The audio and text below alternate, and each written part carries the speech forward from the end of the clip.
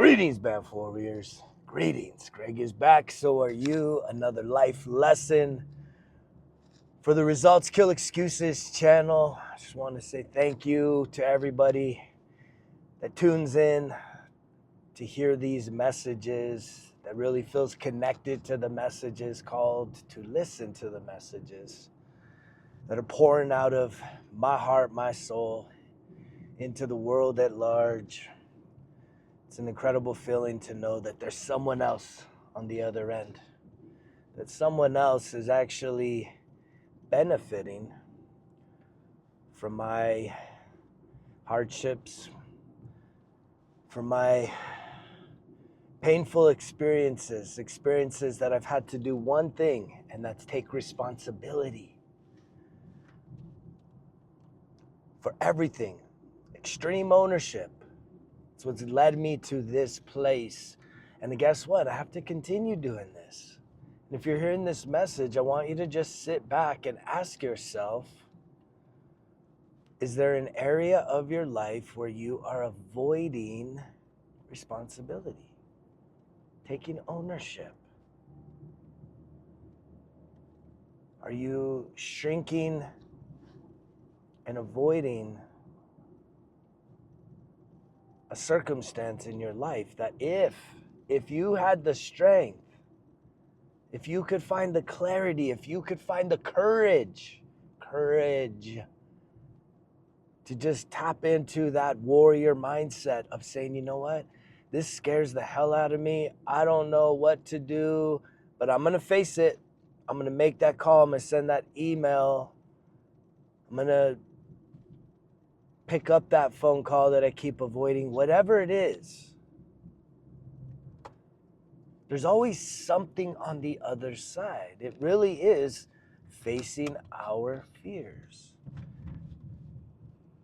We've all heard it, and if you haven't, you'll hear it again now.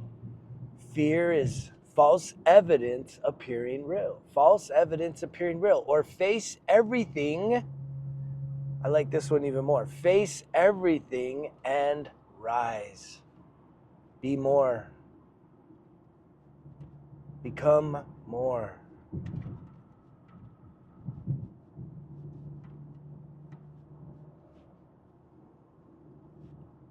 Most of us, fear is psychological. It's just a trickery. It's a survival mechanism. Rarely are you afraid of something that's going to literally destroy your life, maybe even unalive you. Rarely is it that dangerous, the thing you're afraid of. Usually this is just psychological. We just don't have the confidence. We don't have the courage. We don't have the clarity to say, you know what? I'm afraid. I'm going to do it anyways. So how do we develop that? How do we develop that spirit within us? Well, first you got to figure yourself out. It really does take this willingness and openness to just really even figure out how big of a coward you are. Can you even say that? Can you even say you're a coward? Can you admit to yourself privately? This isn't about putting yourself down. It's about just being completely overly honest with yourself about yourself. Because if you can't even be honest with yourself about yourself, you're definitely gonna struggle being honest with other people about yourself, and thus that never feels good. We never wear that insecurity with a sense of lightness and fulfillment and peace and joy. It's usually like we're defensive, we're guarded, we're pretending to be happy in a moment, we're pretending that everything's okay. But yet, what do you think is one of the main reasons and factors to what I'm talking about? It's attachment. It's attachment. When we don't have the courage or the willingness or the openness to deal with our problems, to take responsibility, it's because we are attached to whatever that is. And by attachment, I'm meaning we are latched onto it as if it's our identity. Can you get that level of clarity that you are not all of the things that have happened? You're not your car, you're not your house, you're not your job. I take it even so much further. You're not this body, but we should take care of it. In the fullness of our existence, this body is temporary. Your eternal soul is forever. It's forever. The soul, the life force energy inside of you is forever. The body, temporary. But the reason why we find fear is because there's survival programming inside of us that leaves us feeling insecure, not worthy, not good enough. And these are all the areas that we just need to sit with ourselves and start to really reflect on and get to the root. What is the root? Who was the first person that ever really made you feel terrible about being alive, that you were never going to be good enough, that there is something inherently wrong with you? Have you ever had that feeling? That there's just something wrong with you? And that's a painful thing, but when we're in those impressionable years, 0 to 10 years old, when someone else projects their own level of insecurity, their doubts, their fears, that's why this is generational. We literally integrate it and I start identifying with what someone else says, thinks about us, and how they treat us. And thus, when we're going out in life, we feel that we deserve to be treated the way that the people that were supposed to truly, genuinely, unconditionally love us and nurture us should have. And as a parent, when I sit here and do my own healing work, I realize that I have to reparent that inner child inside of me that experienced a lot of, mostly everything that I'm talking about is something I've experienced. And I have to reparent. Reparenting is really like showing that inner child, that part of me, love, joy, peace, acceptance.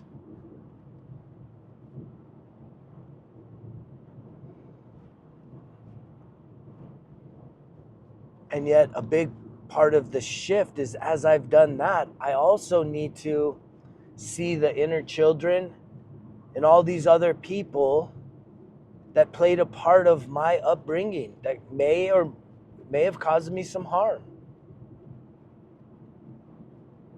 may have contributed to the programming that unless I act or behave a certain way, I'm not going to be accepted. And so then I had to start like contorting myself in order to gain acceptance, in order to receive affection or love or feel like I belonged. And what's so contrary to the fact that we are born perfect. You were born completely perfect. There was nothing flawed in you, but yet we inserted ourselves into these family dynamics for just the right reason. And the reasoning was that there's an opportunity, if you're hearing me right now, there's an opportunity for you to end the vicious generational curse of your ancestry, your soul ancestry, and also this family lineage that you are playing a part of right here, right now. Yes, you doing this healing work, this self-discovery work, getting to a place of self-mastery absolutely shifts your whole entire ancestral line. Because as a parent, I'm literally sitting here and it's like there's a big part of me. I know that I could have done better, but I couldn't have done better back then. I have to do better right now. Take responsibility right now and figure out how I can still contribute to allowing healing to be a part of not only my process, but what the experience is with everyone else around me. We have to parent ourselves first, how we are treating ourselves, right? Really getting to the root cause of our own wounds so that we are no longer hurting people, and we're no longer just hurting ourselves. We are healing people. We are in a process of not hurting. We are in a process of healing. And I am somebody that will tell you point blank, healing is something that does have completion. We can be healed.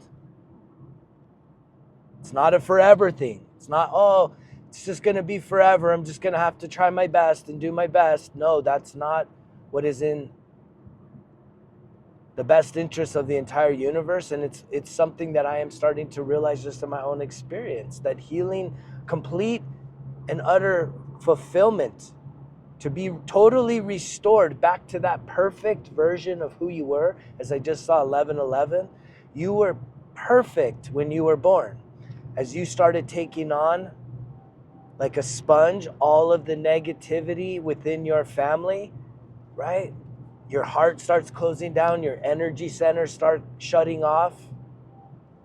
And the whole purpose of this life is to literally undo and reopen yourself, to heal yourself, to set yourself free, and thus you're going to set others free. You're going to shift your whole entire generational line. Even if you have already raised some kids, hurt some kids, right? Hurt other people, it's all a part of it. But when you start to shift your energy towards this healing, other people are going to notice. It literally does elevate. And you start to undo the damage of the past. And that's a beautiful thing. To think that you doing the healing work, the spirit going through the spiritual awakening process, not just trying to magic trick it into existence, but literally with intention, daily practices, really sitting with and healing and unpacking all of this pain and all of the emotional wounds that you have been carrying within the depths of your soul. For you to be able to unpack all that, lighten your own load, set your own soul free, transcend the suffering, psychological, emotional, spiritual suffering, and really start to see your life as you are a creator. You are the author of this story. Do you want to continue with the same old thing? Do you want just a little bit better? Or do you want to write the most incredible story ever told? What do you have to lose?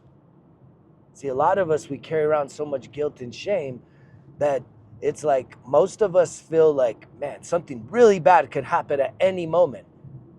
Well, what's the inverse of that? Something incredible could really happen at any moment if you were to be expecting. You know what? Today, tell yourself this. Today, I expect something incredible to happen in my life. I expect incredible things to happen in my life today. Tell yourself that. Tell yourself it so much. Don't overthink it. See, right away, we got to start over. What could it be? What could be the incredible thing that could happen? I don't know, but what could be the terrible thing that could happen? Maybe those are some of the things that if you start to work with, you start to sit with, right? And you start clearing out some of that energy and start showing yourself, proving it to yourself, not to others, but proving it to yourself that, you know what, you can handle anything that you are faced with right here, right now. Anything you're faced with, you have the courage and the strength to deal with it. It's not going to destroy you. It's not here to destroy you. And I'm here cheering you on. I'm grateful for all of you that are literally willing to sit with these messages and really do that examination.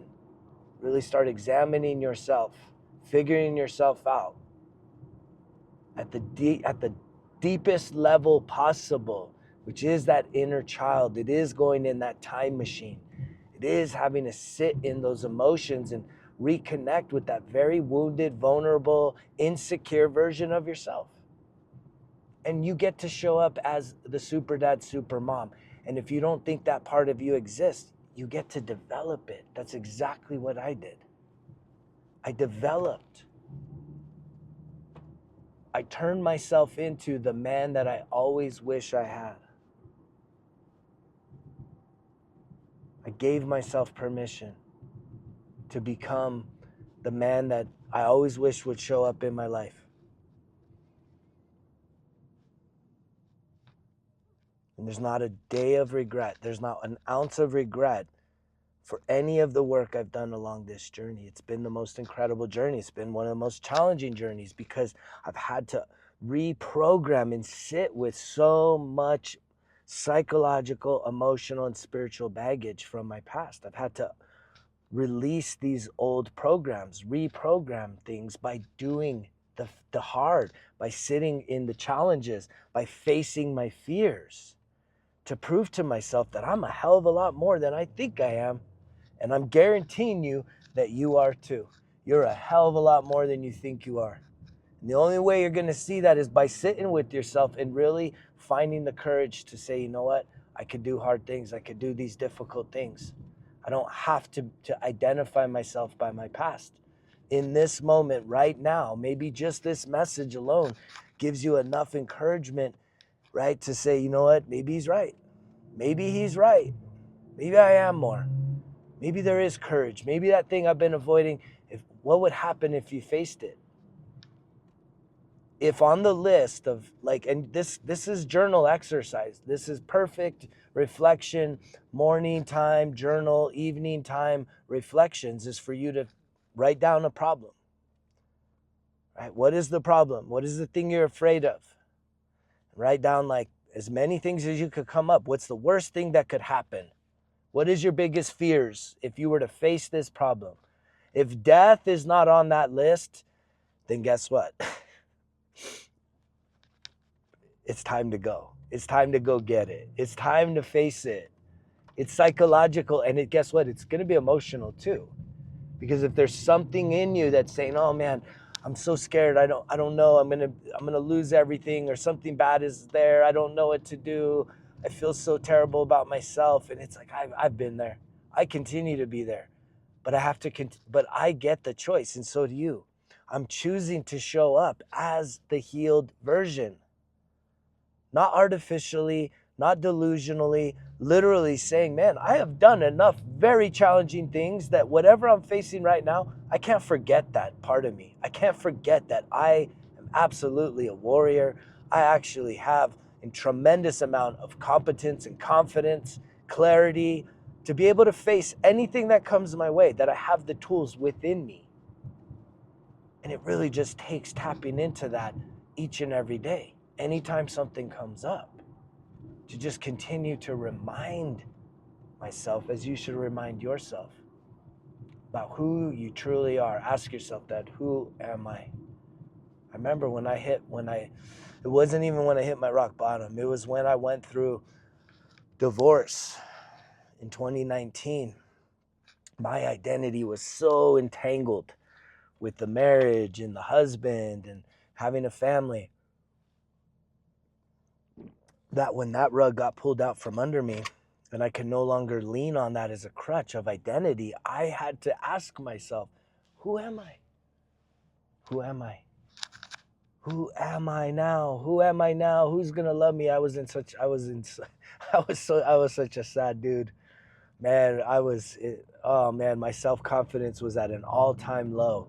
And if you can just imagine, in 5 years, look at the transformation. I'm talking I'm wanting to unalive myself. I'm just ready to just jump off as many cliffs as necessary, to just self-loathing.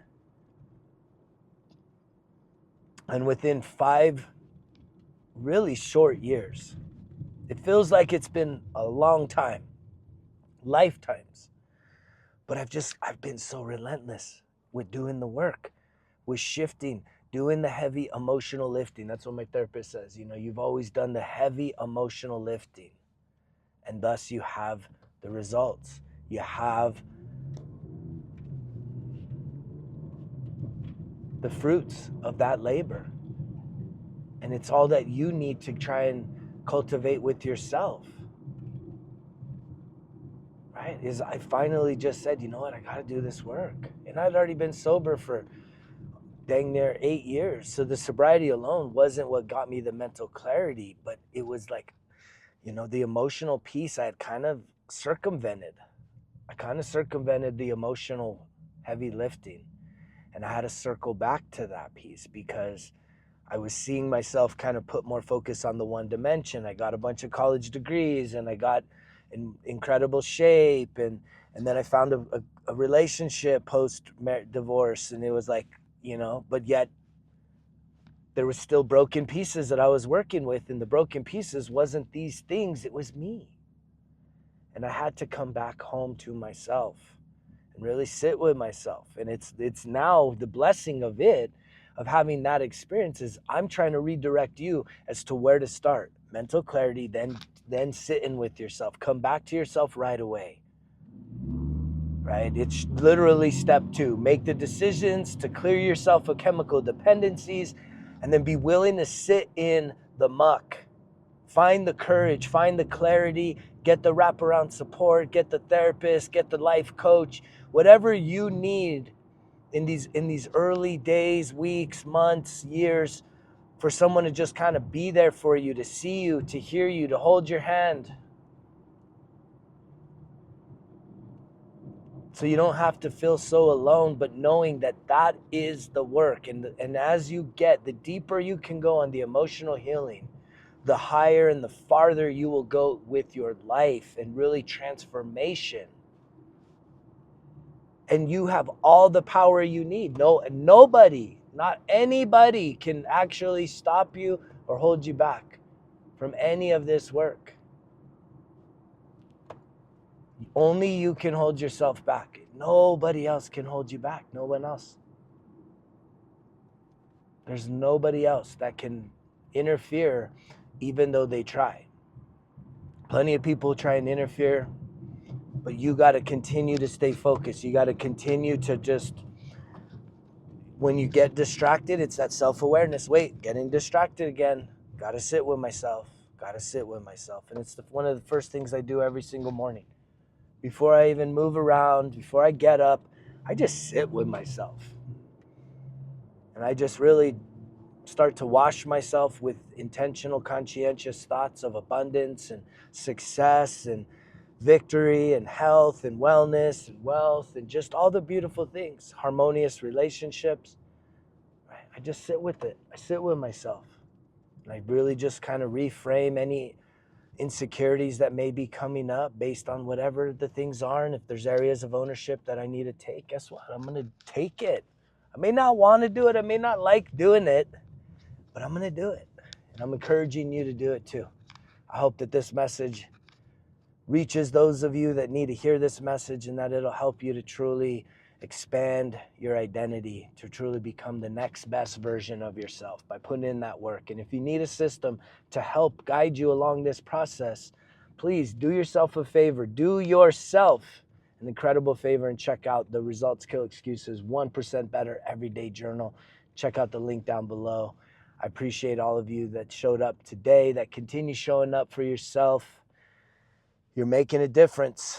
It may not feel like much, but it starts with ourselves and then it expands into so much more. So just keep showing up for yourself.